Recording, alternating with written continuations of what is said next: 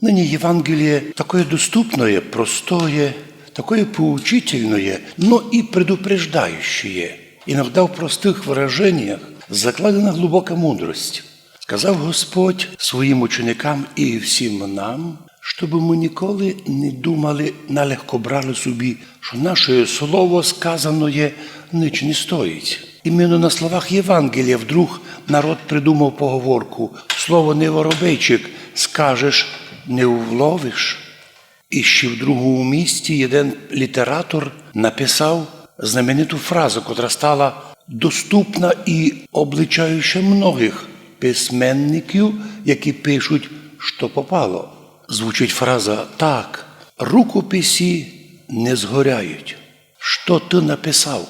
Ти можеш їх 100 раз спалити, а то, що ти написав, зафіксувалося на небі. Можуть твої погані книжки із'яти із продажі, або запретити їх, або спалити. Все, що ти написав, уже вичистити не можеш. Так і нині в інтернеті. Многі люди написали различні свої пости, кратенькі інформації, а потім спомнили, що недобре, а зробили недобре. Вони зняли з своєї сторінки запись, а вона осталася в інтернеті на все.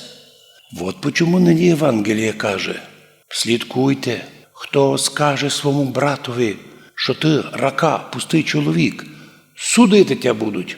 Уб'єш, значить ти убійця, але навіть слово скажеш пустий, уже тебе можуть судити. А коли скажеш уроде, такими словами сказавши брату своєму, ти повинен гієнні, пеклові. Коли такі слова читаєш, та аж дрож проходить по цілому тілу. А ми то кожен день хоч якся обзиваємо. Один другому хоч як, жона чоловікові, чоловік жоні, діти одно другому, сусіди сусідам. А ведь слово не забувається. Сказано є, вискочило і вже в Бога записалося. Ти прийдеш на суд такий веселий: Господи, я пост держав, на колінках робив земні поклони. І вдруг перед тобою на страшному суді відкриється ужасна картина твоїх ізречень, що ти наговорив. І вдруг, з одного боку маючи добрі діла, потягнуть тебе просто твої слова. Скажеш брату своєму уроде, повинен гієнні, в пекло, нараз. Вот чому так важно увидіти не лише у братові, но й навіть у своєму ворогові, у противникові образ Божий.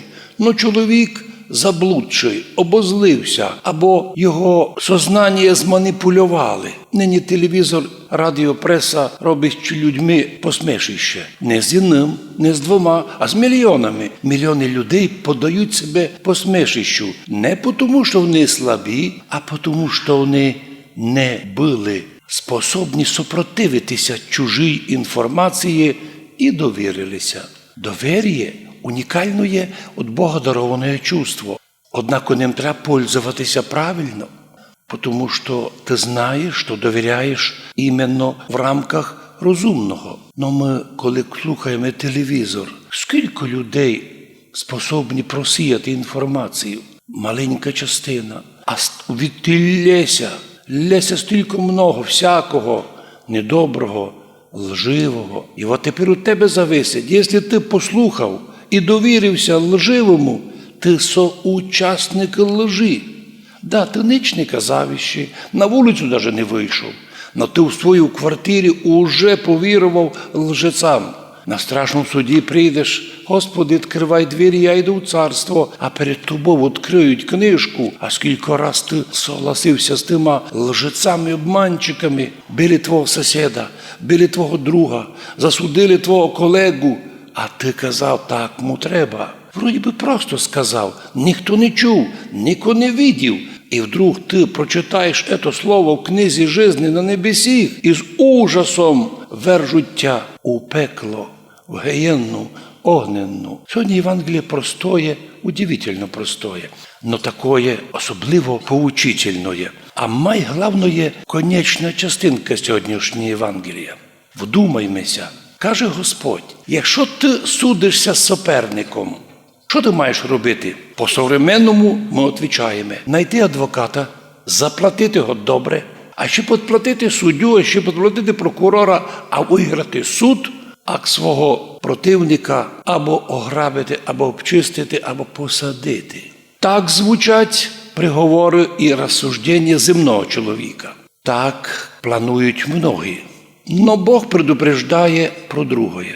Судишся з суперником, не йди в суд. Примирися з ним чим поскорше, навіть якщо прийдеться тобі в чомусь невеликому пожертвувати. Бо якщо понадієшся на земні пусті суди нещасні, то підеш у суд, та суддя тя засудить так, що до останньої копійки виплатиш і оставить тя сей світ із своїми судами нищим. Господи, як ужасно звучить предупреждення.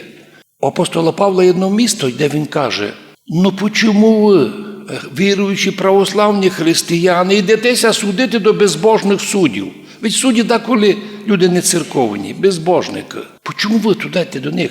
Неужели між вами не є розумно, бо тот конфлікт ви розрішили між собою мирно, тихо, уступивши деякі речі? Нет, ідете. Хто не вірує, що таке современні суди і завтрашні, і на всі віка, то не віруєш, то печешся, бо в Євангелії предупреждено.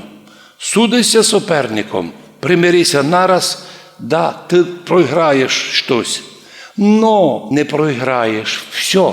Підеш у суди, а там тебе обчистять так, а так ти засудяться, що і будеш жалкувати той момент, колись лиш задумав іти у земні суди. Не є на землі справедливих судів. Може, десь подоби якоїсь. Євангеліє просить бути осторожними. Тот мір возлі лежить. В яку сферу не зайдеш, гніль, опасність, зараження, віруси. Може, подобно тому, як і нині. З якого істочника воду не п'єш, вода заражена.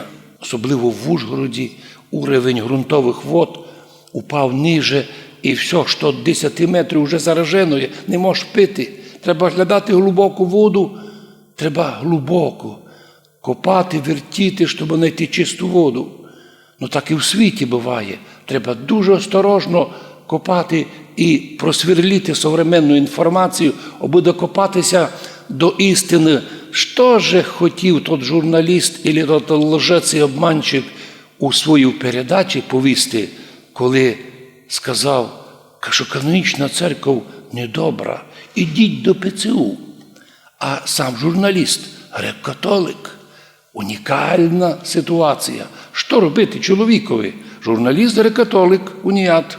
А він рекомендує православним лишитися канонічної церкви і піти у новостворену структуру, чиновниками створену ПЦУ. Так от, якщо ти розумний, ти моментально определяєш, що тебе хочуть обманути, надурити, оттягнути. Так і в церкві Христовій. Скільки б нам не хвалили чужих матерей, чужих церквей, в церкві Христовій православній, ми все маємо потребне во спасіння. То і всі інструменти для того, щоб вигнати із себе віруси гріха, поставити під контроль свій язик, щоб ти не посмів назвати брата рака пустий чоловік і казати йому уроди, бо будеш повинен гієнні. Лучше візьми під контроль і навіть ворога не посмій дуже онизити або оскорбити.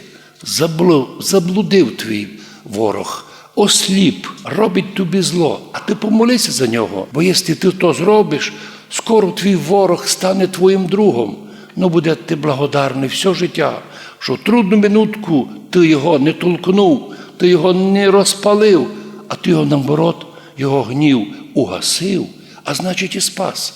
Боже Мати, благослови нас, щоб ми вважали своїх братів, щоб ми знайшли завжди добре слово сказати і навіть кить маленькое, все одно похвалити, бо так поступаючи, уважаючи честь і достоинство наших братів і сестер, ми тут на землі, діти Божі, котрих Господь буде всякими благами награждати, а у вічності отримаємо самий вожделенний дар, награду, Царство Божоє. Амінь.